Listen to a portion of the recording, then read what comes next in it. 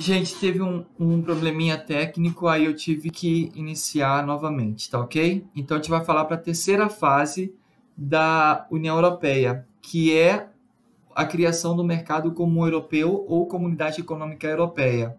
Isso foi em 1957, surgiu a partir da assinatura do Tratado de Roma. Teve a eliminação de taxas alfandegárias, livre circulação de mercadorias e também teve como grande finalidade o mercado comum europeu um olhar especial para a economia dos países ocidentais, da Europa Ocidental. Então, os países que faziam parte desse bloco, eles queriam estimular a economia da Europa Ocidental junto ao mercado internacional.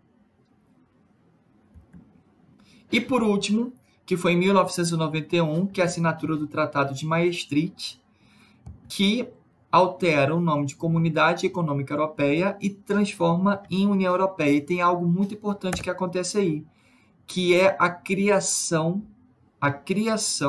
de uma moeda única chamada euro. Logo na criação da moeda única euro, foi criado também a zona do euro ou área do euro, zona do euro, área do euro ou eurozona. É a mesma coisa.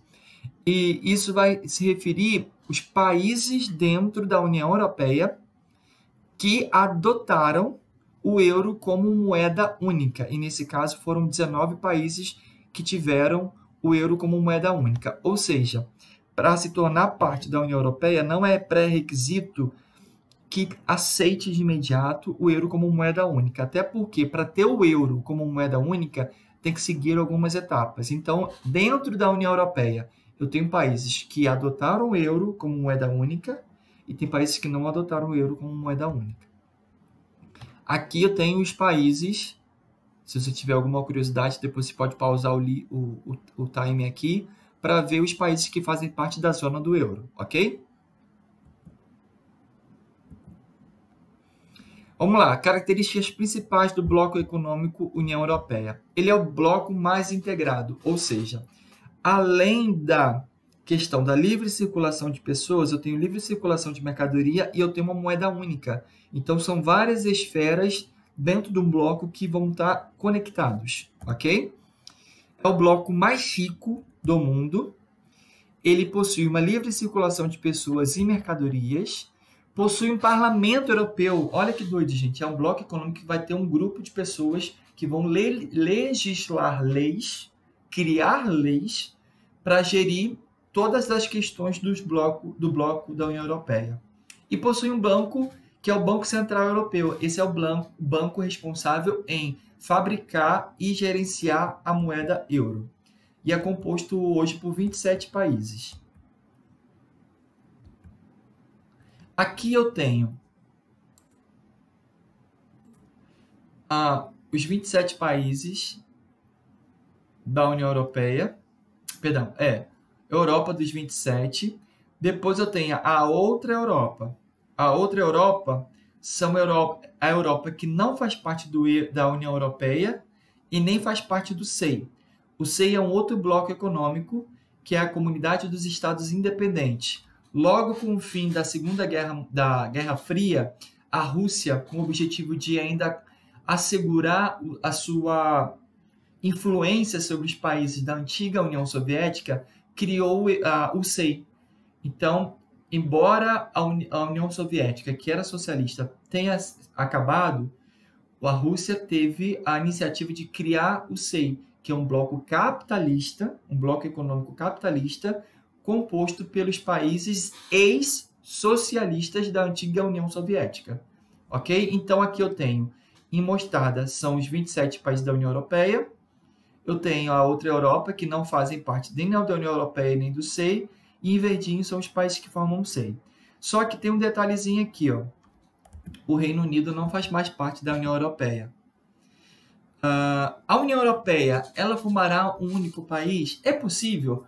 Um bloco econômico que ele é rico, o mais rico do mundo, ele é o mais integrado, ele é o mais complexo, é o que ocasiona maior influência no mundo, o bloco econômico. Será que ele pode se tornar um único país? Qual é a sua opinião sobre isso? Será que tem como? Não, pessoal, sabe por quê? Embora a União Europeia seja composta por vários países que hoje são considerados países desenvolvidos, existem diferenças muito fortes entre a economia dos países membros da União Europeia. Existem ainda países muito ricos e países que são nessa escala menos ricos, ok? Então seria impossível tornar-se um único país. E essa diferença socioeconômica ela pode acontecer até dentro do mesmo próprio país. Então esses dois fatores fazem com que a União Europeia dificilmente ou nunca se torne um único país, ok?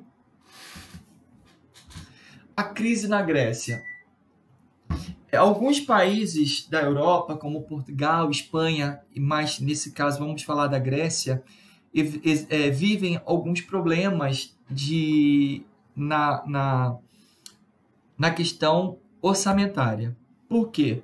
Porque eles estão sofrendo o chamado déficit orçamentário.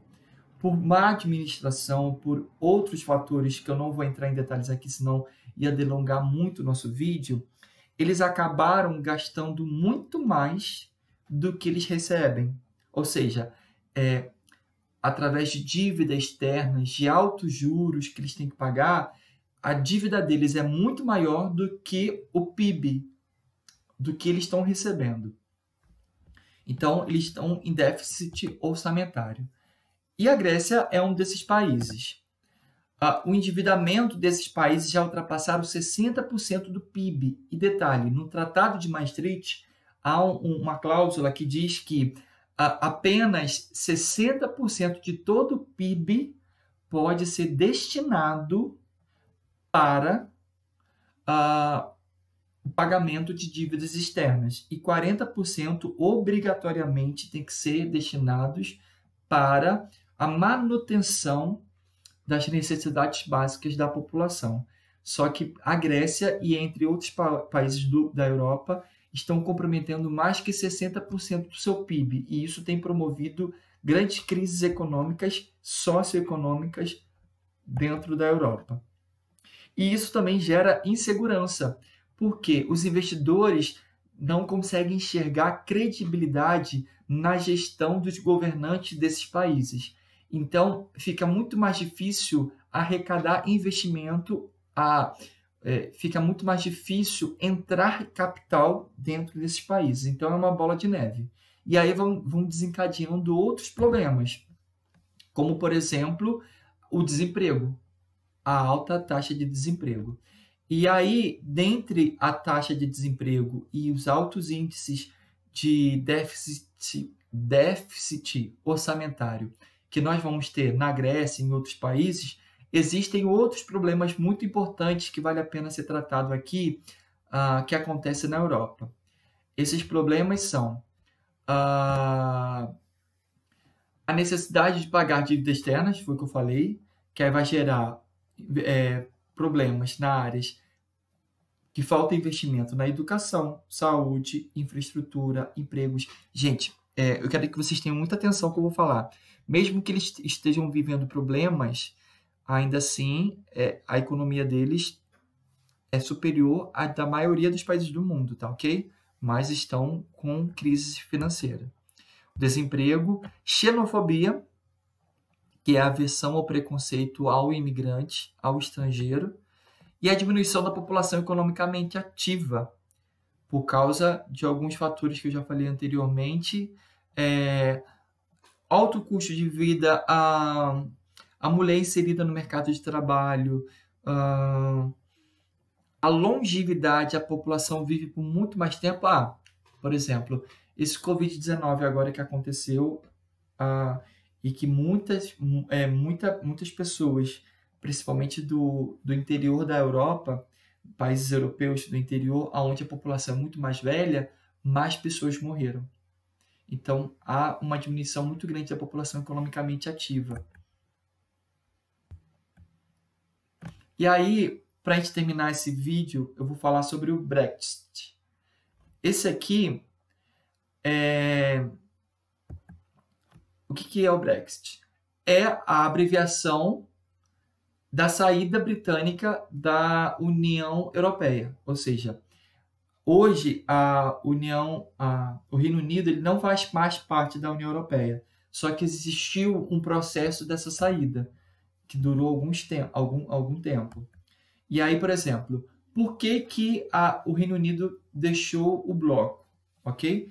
Houve um plebiscito entre a população, onde 52%, gente, isso teve um transtorno muito grande, porque não foi uma disparidade muito grande.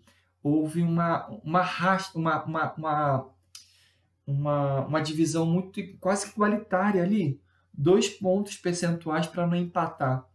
Então, existiu ao mesmo tempo que a metade da população quis que o Reino Unido saísse da União Europeia, praticamente metade não queria que saísse. E isso foi um grande problema vivenciado, porque foram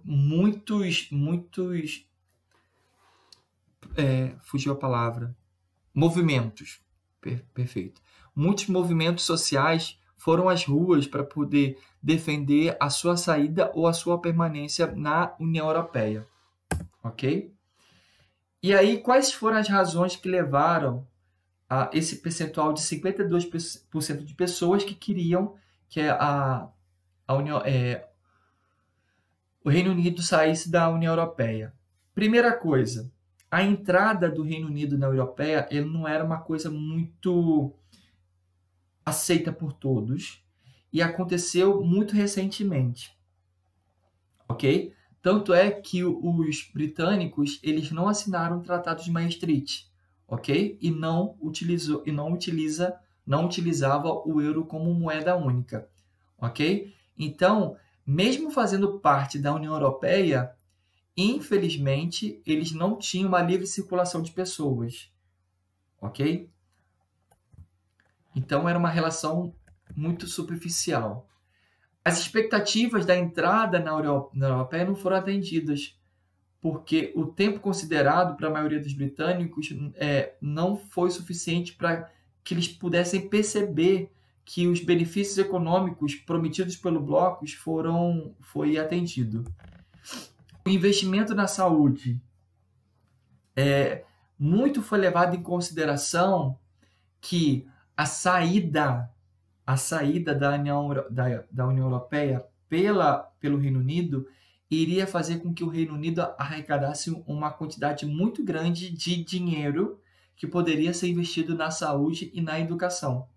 Então, isso também foi um dos motivos que levaram à saída. E o outro era o medo da imigração, porque o Reino Unido não podia controlar o número de imigrantes que permanecesse dentro da União Europeia. Ok? Esses foram algumas razões que levaram à saída do Reino Unido da União Europeia.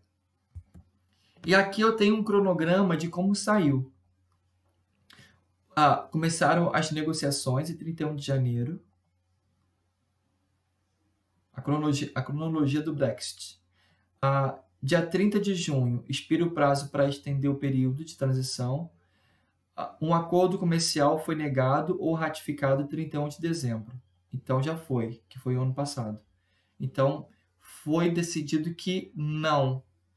Então, em janeiro desse ano, teve a saída sem acordo comercial.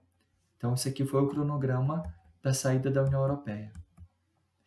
Gente, esse foi o nosso vídeo sobre a União Europeia. Desculpa algumas coisas que truncaram aqui, mas de vez em quando a mente buga, ainda mais falar para o vazio é bem complicado. Eu peço a vocês que qualquer dúvida estejam assistindo novamente os vídeos, que vocês possam fazer as considerações de vocês lá na plataforma. Utilizem o chat para poder tirar dúvida, tá ok? E eu vou colocar também uma atividade de revisão dentro do livro. Então, os alunos que porventura não têm o livro, basta abrir o documento e lá no finalzinho vai ter as páginas do livro, só basta colocar a resposta no caderno, tá ok? Até a próxima, um abração!